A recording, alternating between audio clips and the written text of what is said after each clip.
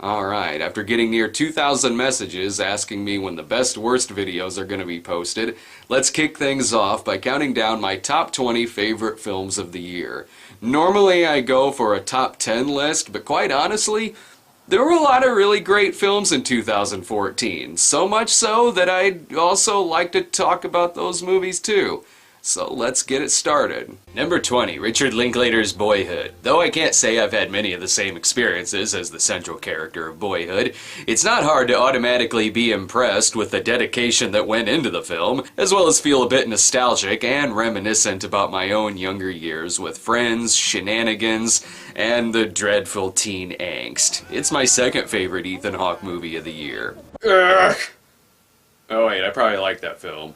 Number 19, The Grand Budapest Hotel. It's extremely stylish, of course, but also incredibly funny and extremely quirky with really lovable characters, including a particularly memorable scene involving a cat, a window, and Willem Dafoe. Number 18, The Imitation Game. A movie that's definitely been remembered in the Oscar nominations. The Imitation Game tells two incredibly moving stories, one of which involving the cracking of the Nazi Enigma code, as well as a lead character dealing with his homosexuality in a time when it was considered an illegal act. Benedict Cumberbatch also has one of the most standout performances of the year.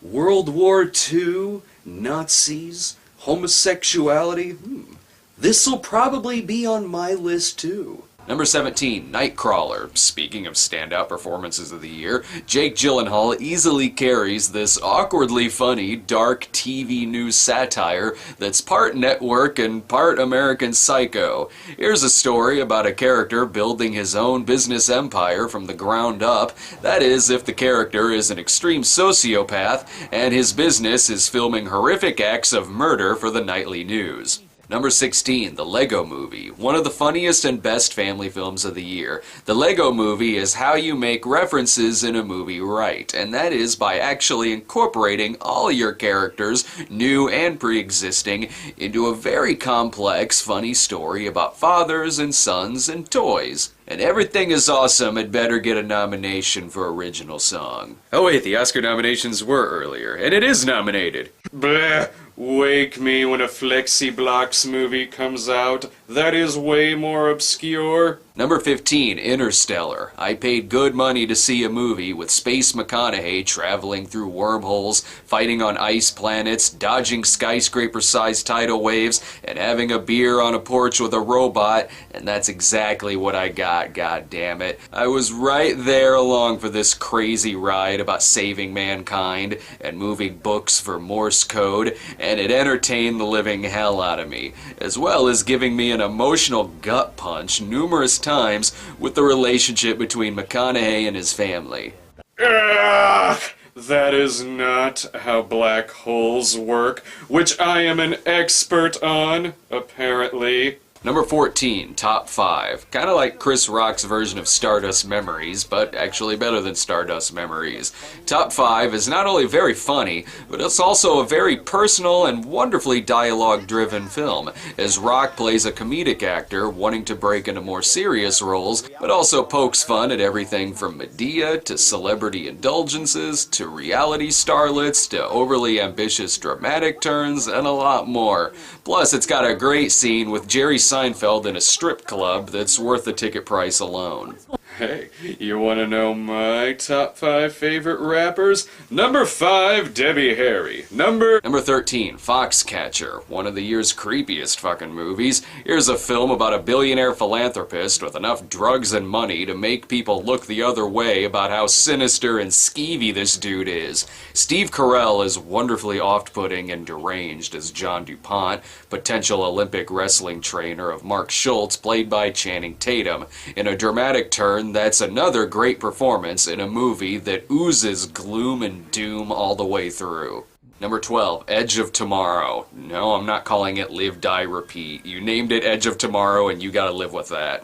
Edge of Tomorrow is an extremely entertaining science fiction action film, but also has a great sense of humor, and a lot of it extremely dark and hilarious when it involves how many ridiculous ways we can kill off Tom Cruise's character in a full-length movie. Cruise and a supporting cast, which includes Bill Paxton and Emily Blunt, are clearly having a blast in this, especially Paxton, who could be seen as an older version of his character Chet from Weird Science. Number 11, Guardians of the Galaxy, probably my favorite Marvel movie to date, boasting a glorious soundtrack and an ensemble of some hilariously lovable heroes. Guardians of the Galaxy may be one of the most anti-cynical films of the year, and made me tear up in scenes involving a raccoon and his tree friend. I fucking love this movie. Whatever, I stopped paying attention when he only put Boyhood at number 20. Number 10, Birdman. I'm listening. Michael Keaton is back in a movie that's the closest I'm gonna get to a Keaton Batman 3. Keaton stars as a former superhero actor of the 80s who is looking for a comeback on Broadway and is either insane or he actually is a superhero. Shown with very few cuts throughout and a lot of fast-paced dialogue, Birdman is an extremely original film full of actors at their absolute best, including Edward Norton, who does a brilliant job at poking fun at his own reputation as a hard-to-work-with actor. Number 9, Cold in July. What starts as a psychological thriller about an ex-con father stalking and threatening the man who shot his criminal son in self-defense turns into a much bigger picture when the two realize that, holy shit, there's a lot more evil in this world. And what's that evil? Snuff film racket. Don Johnson and the beautiful 80s style soundtrack completely steal this film that's full of gritty, sleazy mood lighting, shocking violence, and Michael C. Hall's disturbing mullet and redneck stash. Number 8, A Walk Among the Tombstones. The Liam Neeson movie that you should see 20 times over before you see Taken 3 even once. Like Cold in July, A Walk Among the Tombstones features pure evil incarnate in a film that's very Friedkin-esque, and it's wonderfully paced, extremely suspenseful, and character-based, with great chemistry between Neeson and his sidekick TJ. Whatever, it's got Liam Neeson in it. That automatically means it's like Taken. Number 7, The Guest. Adam Wingard finally made a movie that not only do I love, but it's positively one of my favorite movies of the year. This 80s oozing action horror thriller leaves out any kind of self-referential in-joke and just is what it is. A total badass B-movie with the brilliant Dan Stevens as one of the year's best characters. The film is like a strange hybrid of The Stepfather, John Wick, First Blood, and The Terminator, if they all starred David Hess, who was created by the Dharma Initiative. I can't say enough great things about this movie. See it immediately. I'll pass. Number 6, Gone Girl. Here's a movie that has some of the gloom and doom of a movie like Foxcatcher, but with oft-putting dark humor reminiscent of something you'd see in Twin Peaks. It's at times haunting and spooky, but extremely funny at how it plays with just how crazy the story gets. Not to mention, it's a huge punch to the face of cable news tragedy porn in a story about what would happen if the most passive-aggressive guy in the world was accused of murder, and how the news would play judge, jury, and executioner. This is a movie that's so good that Tyler Perry is amazing in it. Number 5, John Wick. It's a revenge film for the animal lover in us all. What happens when you steal a car and kill a very personal and beloved pet of the most professional and dangerous hitman the world has ever seen?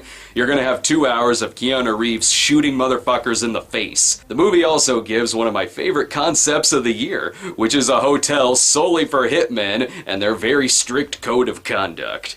Number 4, The Raid 2, like The Godfather Part 2 of Raid films. What could have been a simple repeat of the first film, The Raid 2 tells a much larger story of warring gangs, politicians, corrupt police, prison fights, throat slashings, car chases, and some of the most wonderfully violent and over-the-top action sequences of the year. Number 3, The Babadook. Just when I say I'm tired of possession and haunted house style horror films, here comes The Babadook, the best horror film of the year, featuring Essie Davis in a performance that deserves to become a legendary horror performance that is still making me shit my pants today. Hell, I'm fighting back the urge to crap myself one more time just thinking about it. Nope, it's got kids in danger in it. A movie can't have kids in danger. It sucks. Number 2, Predestination. This is the movie that gave me the most holy shit moments of the year. It's starring Ethan Hawke as a time-traveling agent attempting to stop a New York City bombing in 1975, but the movie is a lot different than what you're probably picturing in your head from that description. What begins with two people simply having a conversation in a bar sets itself off into a tale about terrorism, gender politics, sexual identity, and some of the best twists in recent years.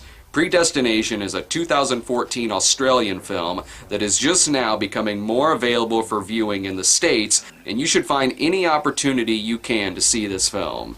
And my number 1 pick is Snowpiercer. What happens when a deranged madman builds a train to travel all across the Earth, only to have humanity be completely wiped off the planet, leaving only the train's passengers left alive in a new society that bases each of its train cars on brutal class structure? You'll have abused refugees from the tail end of the train fighting tooth and nail to gain control of the Snowpiercer, even if that involves beating the shit out of people with sticks and hammers, taking on a pregnant school teacher with a machine gun, discovering gelatin bars made of bugs, listening to Tilda Swinton be creepy, and having gun battles in train spas and dance clubs. Snowpiercer kicked my fucking ass when I saw this film. This is the kind of ambitious science fiction action that we need to see more of nowadays, and I was lucky enough to see this film in the theaters. But don't let a lack of a theatrical screening in your area stop you from seeing Snowpiercer.